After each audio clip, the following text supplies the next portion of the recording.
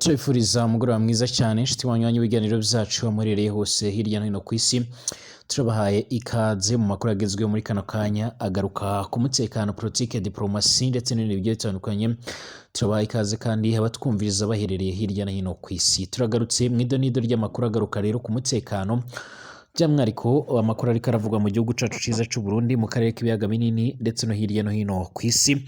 Ndabahaye ikaze rero kuri uyu wa Mungu muri rino joro, by'umwihariko tugiye kurabira hamwe nyine ayo makuru. Tukaba turi ku igenekerezo ya 29 ukwezi no kw'icenda umwaka wa 2024. Mwese turabahaye ikaze, by'umwihariko dore ingingo nkuru turaza kugenda turagaruka ngaha muri kino kiganiro cyacu. Mu minsi iheze rero nibwo twagarutse ku igaruka rya Alfred Innocent mu nzego zikomakomeye cyane ngaha mu gihugu cy'u Burundi. Hari hashize hafi imyaka ishika kuri 2 yigijwe kure y'inzego zihambaye cyane. Alfred Innocent rero yakaba aherutse kugenwa kuba rero umuyobozi ntanyeganyezwa, by'umwihariko ntayigayezwa w'inama y'igihugu rero ijejwe umutekano, nk'uko bikomeza kugenda biragaragara. Colonel rero by'umwihariko Innocent yari yarahawe amabanga akomakomeye cyane mu ntango y'intwaro ya Payiza Evariste Ndayishimiye, kuko amakuru akomeza kugenda aradusomera nyuma y'akazi yakoze ndetse no gukomeza kuba umwizegwa, ndetse bikaba bivuga ko rero by'umwihariko yakomeje kugenda aba umushuti ukomakomeye cyane w'umutambukanyi w'igihugu cy'u Burundi Evariste Ndayishimiye. Nyine amakuru akomeza kugenda aradusubira muri uno mwanya aravuga ko rero uyu mugabo yoba agiye guhabwa misiyo ikomeye cyane yo kurungika abasoda ku butaka bwa Repubulika Iharanira Intwaro Rusange ya Kongo. Ni mu gihe rero by'umwihariko bamuziho kuba ari umwe mu bantu mu ngwanyi zikomakomeye cyane, ndetse abantu banamwibuka neza by'umwihariko yuko ari umwe mu bantu bagiye baragaragara mu ifoto yiwe yagiye iramamara cyane ubwo yagaragaraga arimo ararasa abarimo by'umwihariko bari mu myerekano ngaha mu gihugu cacu cy'u Burundi. Amakuru kandi akomeza kugenda ashimangira yuko by'umwihariko hari umwe mu basoda bakomakomeye cyane baherutse gupfira ku butaka bwa Kongo. Yarasanzwe ari intwazaga ifise ipeti rya majoro, bikaba bivuga ko rero by'umwihariko agomba kuzajya kuba yomusimbura mu rwego rwo kugira ngo abashe kuba yorongora izo ngabo, nk'uko amakuru akomeza kugenda aradusumira cyane cyane izisanzwe zirakorera ku butaka bwa Repubulika Iharanira Intwaro Rusange ya Kongo, nk'uko bikomeza kugenda abiribonekeza.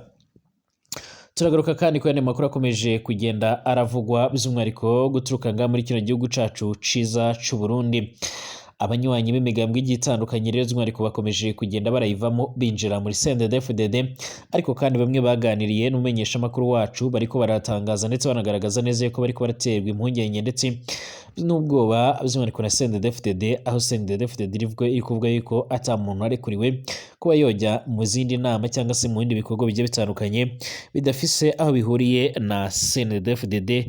Uzofatirwa muri ibyo bikorwa rero azaca arahura n'akaga gakomakomeye cyane, nk'uko amakuru akomeza kugenda aradusumira. Turagaruka kandi ku yandi makuru agiye atandukanye yakomeje kugenda aravugwa hirya no hino ku isi, by'umwihariko aho turagaruka by'umwihariko ngaha mu gihugu ca Kenya, aho abadepite bagiye batandukanye bakomeje kugenda barasaba yuko rero minisitiri w'intebe yokweguzwa, nk'uko amakuru akomeza kugenda aradusumira.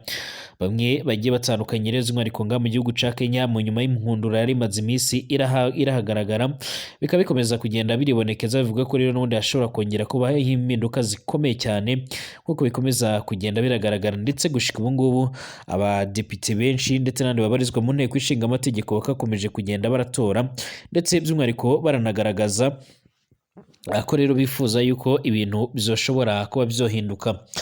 Mu yandi makuru akomeje kugenda aravugwa rero, bwana Benjamin Netanyahu yarahiriye gukomeza ibitero muri Libani ndetse na Gaza, akomeza kugenda araburira igihugu cya Irani, nk'uko bikomeza kugenda abiradusumira. Ni mu gihe Benjamin Netanyahu rero by'umwihariko amaze imisi yaratanguje ibitero byeruye cyane kuri kino gihugu by'umwihariko cya Libani, ndetse gushika ubu ngubu hari ukomeza kugenda ashimangira ko yifuza gusenya ndetse no gushyira ku iherezo uyu muhari wa Hezbollah, ariko igihugu cya Irani by'umwihariko kikaba gishaka kurungika itsinda ry'abasoda bakomakomeye cyane ko bazaze kurwanya by'umwihariko igisirikare cya Isiraheli. Ni mu gihe Isiraheli kandi ikomeje kugenda iraca amarenga igaragaza neza ko yaba yiteguye kuba yo kwinjira by'umwihariko ku butaka, nk'uko bikomeza kugenda abiradusumira. Tubahaye ikaze mwese rero nshuti banywanyi b'ibiganiro byacu murereye hose hirya no hino ku isi, turabahaye ikaze abatwumviriza by'umwihariko muherereye mu bice bigiye bitandukanye, abari ngaha mu gihugu cacu ciza c'u Burundi, mu bice bigiye bitandukanye, mu ntara zigiye zitandukanye, abatwumviriza by'umwihariko bari ku mugabane w'Uburaya, Aziya, Australia, Amerika ndetse n'andi hose, abatwumviriza bari mu karere k'ibiyaga binini, mwese turabahaye ikaze. Ari ubwa mbere ushitse ngaha rero byonda kwanditse sabone kugira ngo ucaronka amakuru n'ibiganiro byacu by'umwihariko kugira ngo tubashe kujya turabana 5 kuri 5. Ikaze turatanguriye mu gihugu cacu ciza c'u Burundi. Biravuga ko rero by'umwihariko mu nyuma y'uko hamaze iminsi haribonekeza abasoda bamwe na bamwe ndetse n'intwazangabo mu gisoda c'u Burundi, by'umwihariko bamaze iminsi by'umwihariko barapfira ku butaka bwa Repubulika Iharanira Intwaro Rusange ya Kongo. Amakuru yihuta adafise ivumbi aravuga ko rero by'umwihariko hari umwe mu ntwazangabo, umwe mu basoda bakomakomeye cyane ngaha mu gihugu c'u Burundi, yewe ni n'umwe mu bakomeje kugenda baragendana na General Major Evariste Ndayishimiye cyane cyane mu bikorwa bigendanye n'imyamamazo ubwo by'umwihariko, ndetse akaba ari n'inshuti ikomakomeye cyane y'umutambukanyi wa nyiricubahiro Evariste Ndayishimiye.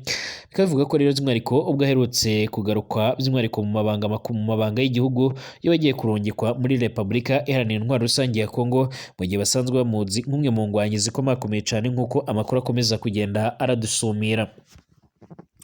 Bamwe rero bakomeza kugenda barashimangira ndetse bakanagaragaza neza yuko rero by'umwihariko biteguye yuko by'umwihariko ibintu bishobora kuzahinduka ndetse bikaba byonafata iyindi sura, ariko ku ruhande rwa leta y'u Burundi bikaba bivuga ko rero ari igisubizo ciza ku bigendanye by'umwihariko no kuyobora urugamba rukomeje kugenda rurafata indi ntera ku butaka bwa Kongo.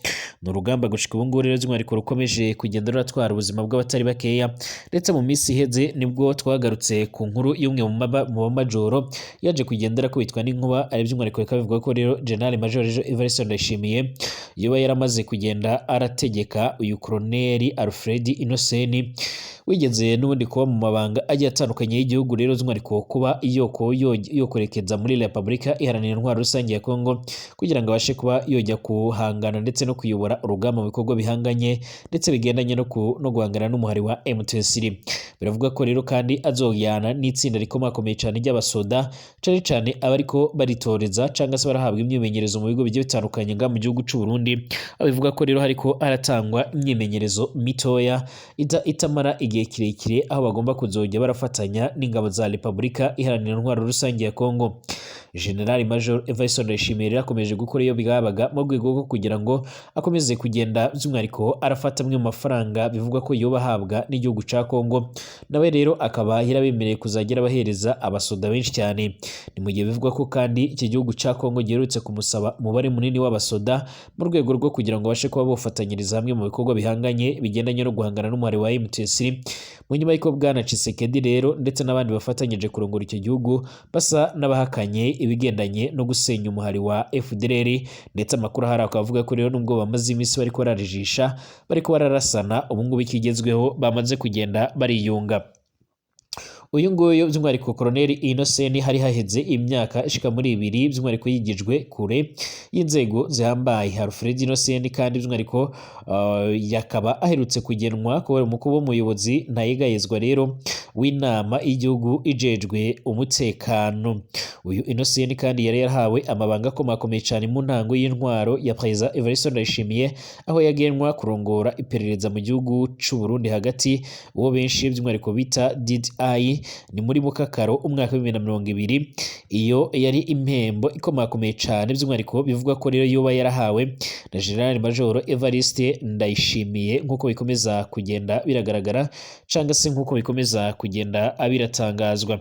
Amakuru yihuta by'umwihariko akomeza kugenda aradusomera, by'umwihariko akaba avuga yuko by'umwihariko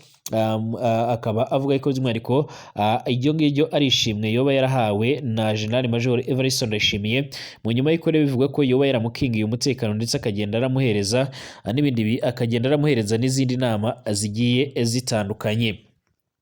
Iyo yari impembo rero ikomakomeye cyane bivuga ko yahawe na General Major Evariste Ndayishimiye, kuko Colonel Alfred Innocent by'umwihariko yari yagumanye nawe rero mu gihe cy'imyamamazo y'amatora yabaye mu mwaka wa 2020 amurabira umutekano amubera umuhanuzi akomeye cyane muri mukakara umwaka wa 2022 rero mu gihe Evariste Ndayishimiye yariko arategura ikurwa rya Generali Bunyoni ari Guillaume Alfred Innocent rero ariko yarakuwe kuba rero DDI agejwa cyangwa se agenwa kubiperereza ryo hanze y'igihugu. Aya mabanga yayamazemo umwanya by'umwariko uri umwe rumara rero umwanya munini cyane awumara yisigura imbere y'inzego zitandukanye zijejwe n'ubutungane imbere y'impera za 2022. Alfred Innocent by'umwariko yarabogojwe mu mabanga y'iperereza arungikwa gukorera mu gipolisi mu ntara ya Muyinga, aho by'ukuri rero atamabanga yarafise imbere ni na gake cyane yahora aboneka muri iyo ntara. Umwanya munini cyane yawumaraga mu byiwe nga mu gihugu mu gisagara ca Bujumbura nk'uko bikomeza kugenda biratangazwa. Baravuga ko rero impamvu iyo bagiye kurungikwa ku butaka bwa Repubulika Iharanira Intwaro Rusange ya Kongo nuko rero bivugwa ko ari umwe mu bantu bagiye baragaragara mu mabi menshi cyane, ndetse akaba ari umwe mu bantu bazwiho rero kuba bakunze gukoresha intwaro zikomakomeye cyane harimo n'impoho, ndetse kandi binavuga ko rero yozotanga umusaruro mu bigendanye no guhashya ndetse no guhangana n'umwari wa M23. Ikurwa rya Colonel Alfred Innocent rero by'umwariko ni kimwe rero mu byari byaratanze icizere ko rero General Major Evariste Ndayishimiye yoba agiye yikubita agashi rero ahindure amabi yaboneka mu ntwaro yiwe. Icyo gihe rero kandi yari ahejeje kwikura ko imwe rero mu ntwazangabo yacafuzaga cyane ubutegetsi bwa Evariste Ndayishimiye.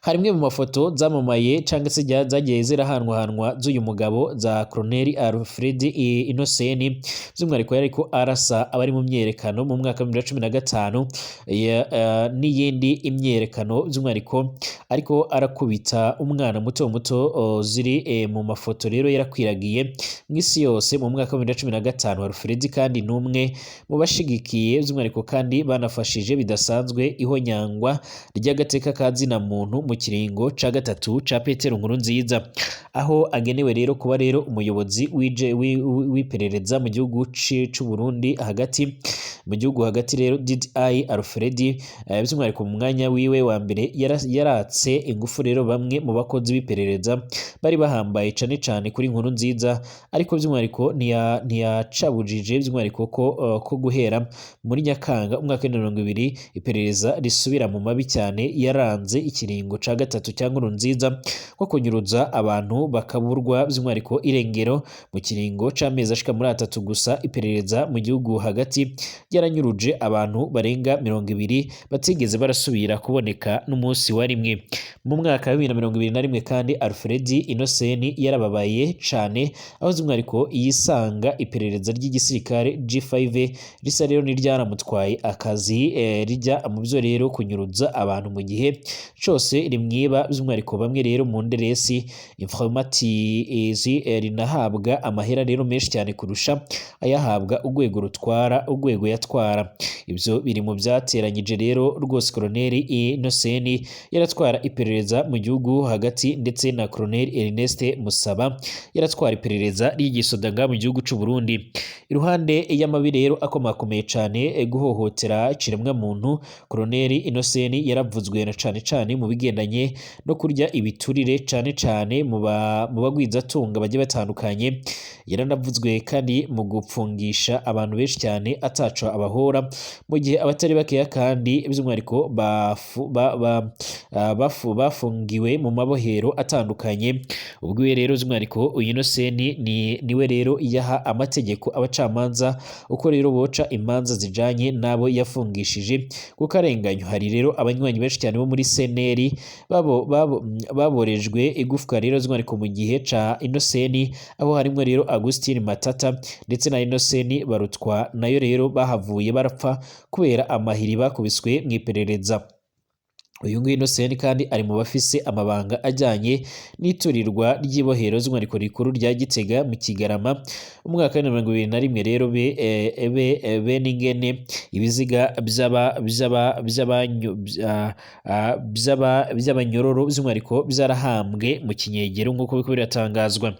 Amwe rero mu madosiye akomakomeye cyane uyu Innocent yavuzwemo akiri umuyobozi ujejwe iby'iperereza by'umwariko nk'igandagurwa rya Thierry Kubwimana wa muri Bunyonyo umwaka wa 2020 aranubahuka afatisha umupfakazi wiwe Christian Kaneza yari afise imyaka ishika kuri 18 ngo niwe rero yipfakaje.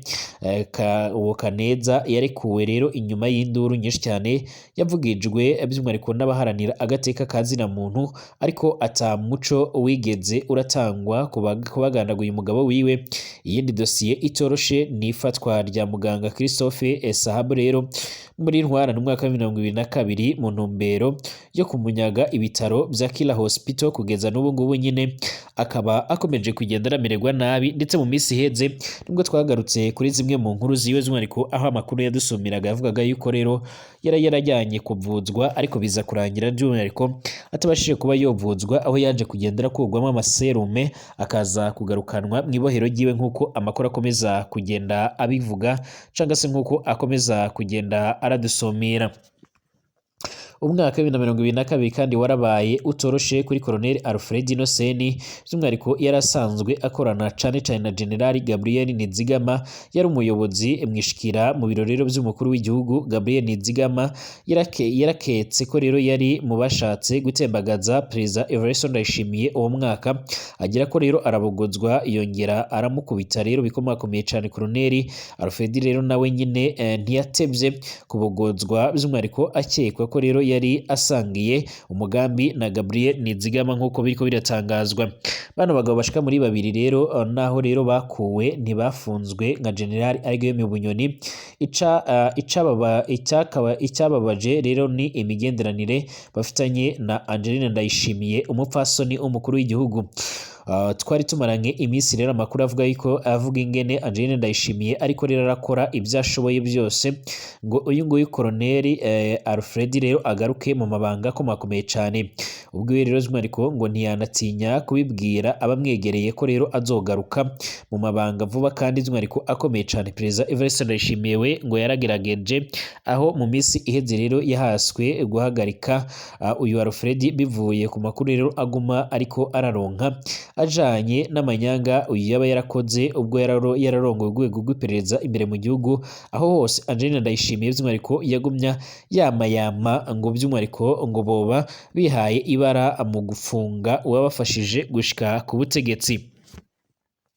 Gushika ubu ngubu rero by'umwihariko hari amakuru menshi cyane akomeza kugenda yibonekeza agendanye n'uyu Colonel Alfred, by'umwihariko haba mu mabi menshi yoba yarakoze ndetse no mu bindi bigiye bitandukanye, ariko gushika ubu ngubu amakuru yihuta adafise ivumbi akomeza kugenda aradusumira, akaba avuga ko rero by'umwihariko agiye guhabwa imwe mu ibatayo zikomakomeye cyane zishobora by'umwihariko kuzojya guhangana n'umuhari wa M23 nk'uko bikomeza kugenda by'umwihariko nk'uko bikomeza kugenda biribonekeza. Amakuru yihuta akomeza kugenda aradusumira, akaba akomeza kugenda ashimangira ko inzego zijejwe umutekano mu gihugu cy'u Burundi zikomeza kugenda ziragwa mu kantu mu nyuma y'iko rero by'umwihariko muri Repubulika Iharanira Intwaro Rusange ya Kongo hakomeza kugenda by'umwihariko haribonekeza by'umwihariko ingwano zikomakomeye cyane. Nyamara igihugu cy'u Burundi bikaba bivuga ko coba cyaroshyizwe mu mutego kidashobora kuba cyovamo mu nyuma yo kwemerera General Major nyuma yo kwemerera Tshisekedi yuko rero bazojya baramuhereza abasoda. Mu nyuma rero y'inkuba ziherutse gukubita bamwe mu basoda, abandi bakaba barafashwe miri ndetse abandi bakaba barishwe n'umuhari wa M23. Biravugwa yuko rero by'umwihariko ibikomeje kugenda biribonekeza ndetse n'ibikomeje kugenda biragaragara ari bimwe mu bintu bikomeje kugenda bituma ngaha mu gihugu cy'u Burundi harategurwa abasoda abenshi cyane nk'uko amakuru akomeza kugenda aradusomera. Haramaze iminsi haribonekeza amakuru agendanye n'ingwano zikomeje kugenda zavuzwa hagati ya Israel ndetse by'umwihariko na Hamas by'umwihariko muri Palestine ndetse nanga muri Libani bangana n'umuhari wa Hezbollah. Minisitiri cyangwa umushikiranganje w'imbere wa mbere wa Israel Benjamin Netanyahu yarahiriye rero ko ingabo z'igihugu cyiwe by'umwihariko zirakomeza kugaba ibitero bigamije gusenya umuhari witwaje intwaro wa Hezbollah ufise ibirindiro muri Libani ndetse na Hamas gukorera muri Palestine aburira Irani mu gihe yagerageza kongera gutera Israel. N'ubutumwa rero yatangarije mu nteko rusange y'umuryango w'abibumbye iri guteranira yari imaze iminsi irateranira ku cyicaro cyayo gikuru i New York muri Leta Zunze Ubumwe za Amerika, by'umwihariko ikaba yarabaye ku igenekerezo 27 Nzeri umwaka wa 2024 mu gihe ingabo z'igihugu kibe rero zimaze iminsi ishika kuri 5 ziragaye ibitero kuri Hezbollah ndetse no muri Libani. Kuva ku igenekerezo 23 Nzeri abantu barenga 700 baramaze gupfira mu bitero by'ingabo za Israel muri Libani. Minisiteri w'ubuzima wa Libani Fialasa Abiadi yaratangaje ko harimo rero abashika kuri 25 bishwe kuva mu rukerera, by'umwihariko ibitero bitangura mu gihe Israel by'umwihariko ihanganye na Hezbollah, ni nako rero ikomeje ibitero kuri Hamas muri Gaza kuva mu kwakira umwaka wa 2023. Minisiteri y'ubuzima muri iyo ntara ya Gaza yemeza ko abanyepalestine barenga 41,000 ari bamaze kugenda baricwa, mu gihe ibihugu byinshi cyane bikomeje gusaba ko rero Israel ihagarika ibitero muri Gaza. Bwana Benjamin Netanyahu yatangarije inteko rusange ko rero biteguye kubihagarika, ariko kandi mu gihe abagwanyi ba Hamas barambika ibigwanisho hasi bakamanika amaboko, naho rero ngo nibitaba ibyo ngibyo rero by'umwihariko uyu muhari uracyari ikibazo ku mutekano w'icyo gihugu.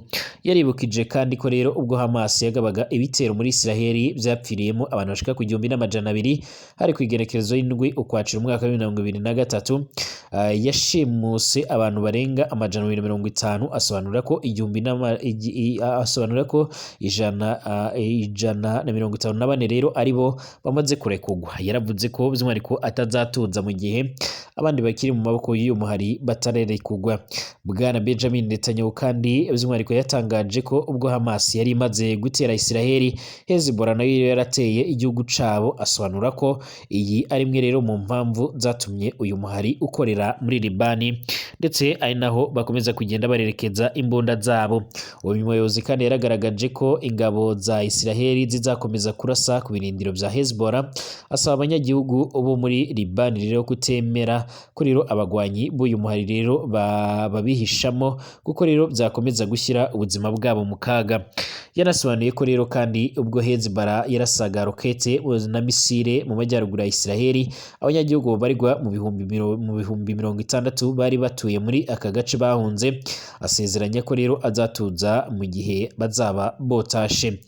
Ati birababaje, ntabwo rero tuzagaruka kugeza ubwo rero abanyagihugu bacu bazasubira mu ngo zabo. Ntabwo rero twakwemera ko rero umutwe w'iterabwoba uhungabanya umutekano mu majyaruguru uko ukora ubwicanyi gusa, ndetse n'ubw'itariki ya 7 Ukwakira nk'uko biratangazwa.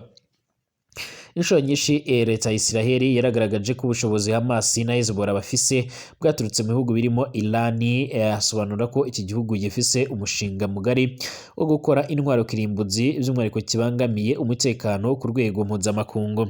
Bwana Benjamin Netanyahu yaragaragaje ko rero akizirikana ibitero ingabo za Irani hamwe rero n'umuhari w'Abahouthis wo muri Yemen bagabye muri Israel muri Mata umwaka wa 2024 byihorera ku gitero Israel yari yaragabye kuri ambasade ya Irani muri Syria.